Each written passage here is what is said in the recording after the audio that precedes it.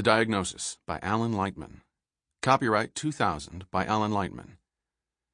This full-length reading was published by arrangement with Gelfman Schneider Literary Agents Incorporated, New York, and was produced in 2000 by Books on Tape Incorporated, which holds the copyright thereto. This book has 369 pages and is read by Scott Brick. Should you have any questions about this recording, please call the customer service number shown on the package for information or assistance. The following material appears on the dust jacket of the book. Alan Lightman's previous books include Einstein's Dreams, Good Benito, and Dance for Two. A professor of humanities and a lecturer in physics at MIT, he lives in Boston. Dedication. In memory of Jean Gerritsen Lightman, and for Jean, Elise, and Kara. On the subway. People must have been in a great hurry, for no one noticed anything wrong with Bill Chalmers as he dashed from his automobile one fine summer morning.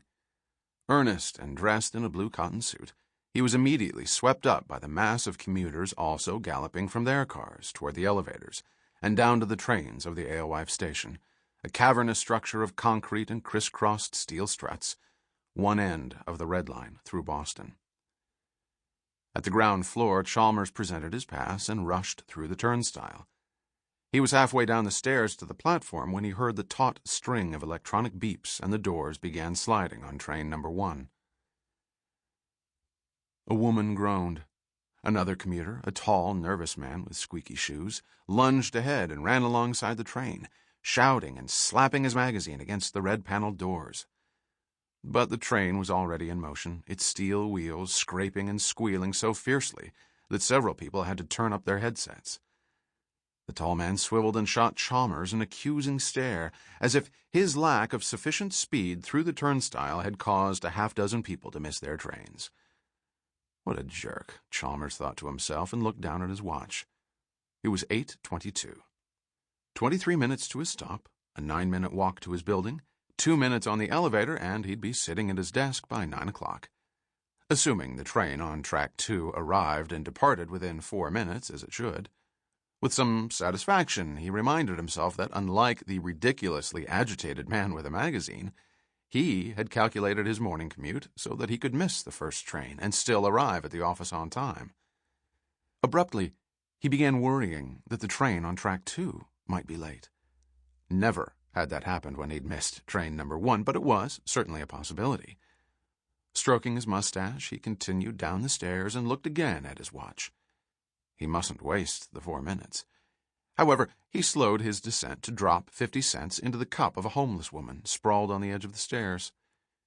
She looked disturbingly like his old piano teacher. "Thank you, kind sir," she said. "Please don't thank me," he answered, embarrassed. "I thank everyone who is more fortunate than me," she called to him as he hurried down to the platform. Waves of people flowed around him, jostling and crushing from all sides, shoving each other to gain an advantage for the next arriving train.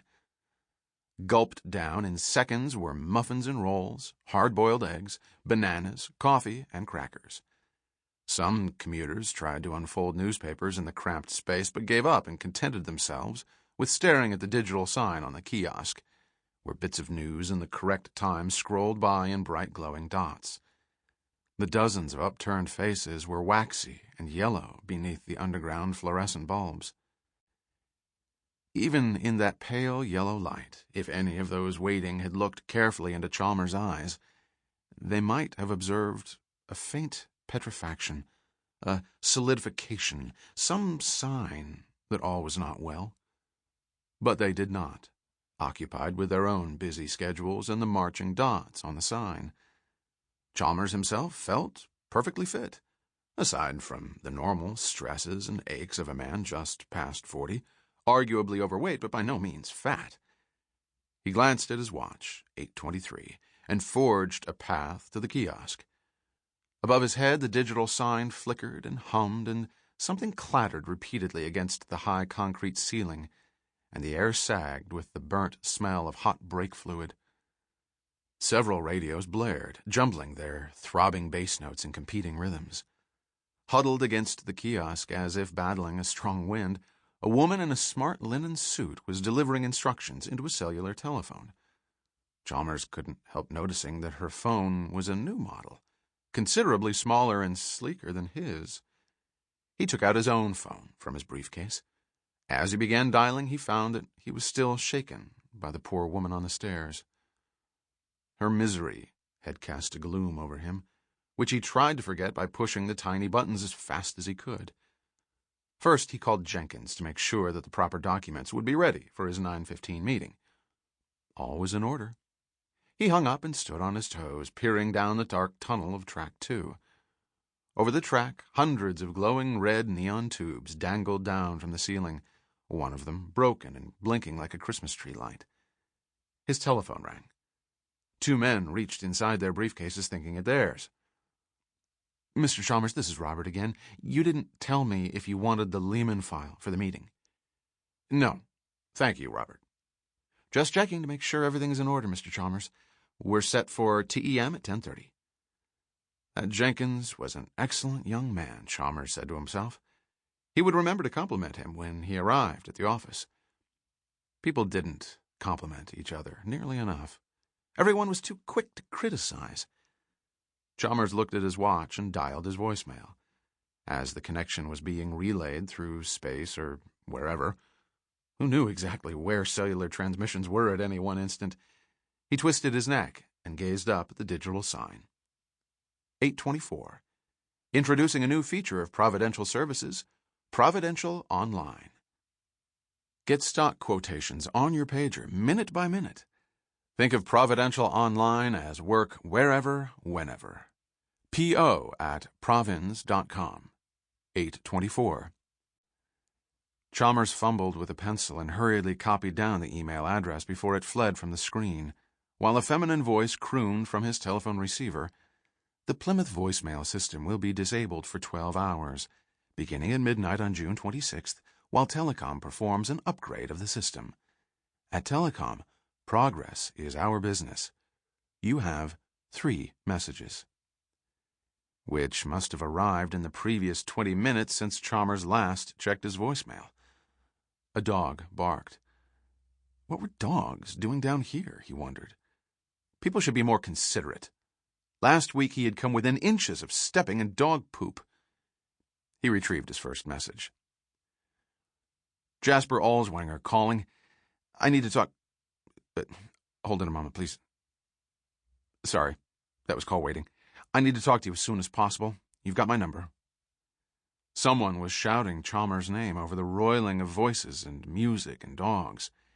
He removed his ear from the receiver and went up on his toes. 20 feet away, he spotted the shouter, now waving and grinning. Yes, Chalmers answered, trying to make out the man's head in the ocean of pale, fluorescent faces. Gradually, he recognized the sunken eyes of Tim Cotter, his neighbor across the street.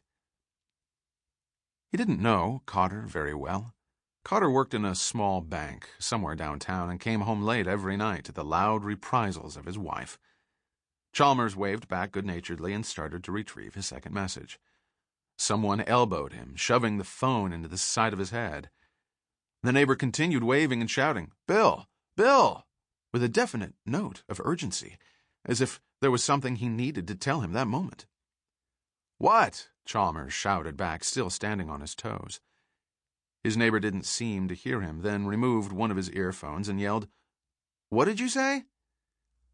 "I thought you wanted to tell me something," Chalmers shouted back, realizing at once that he had used far too many words under the circumstances. "Lower your voice," yelled a cheeky college boy standing next to him. "You're destroying my eardrums." The student made a face and slapped his hands over his ears. Chalmers glanced at his watch. He had only 2 minutes or less to retrieve his messages. With a sigh, he began working his way through the concrete thick crowd toward his neighbor. Cotter shouted something else, which Chalmers didn't hear, and refastened his headphones.